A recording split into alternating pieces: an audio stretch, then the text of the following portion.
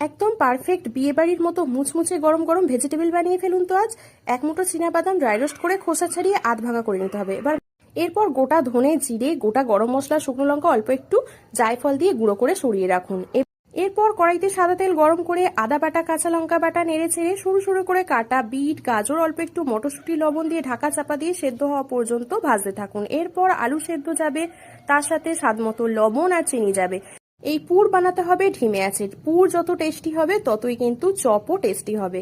এবার আধ ভাঙা করা চীনাবাদাম, অল্প একটু ধনিয়া পাতার কুচি, অল্প একটু পাতিলেবুর রস আর যে মশলাটা বানালেন সেটা দিয়ে ভালো করে মাখাচোকা করে নিয়ে নামিয়ে ঠান্ডা করে ভেজিটেবিলের আকারে অর্থাৎ গোল অথবা ডিম্বাকৃতি করে সবকটা গড়ে নিন।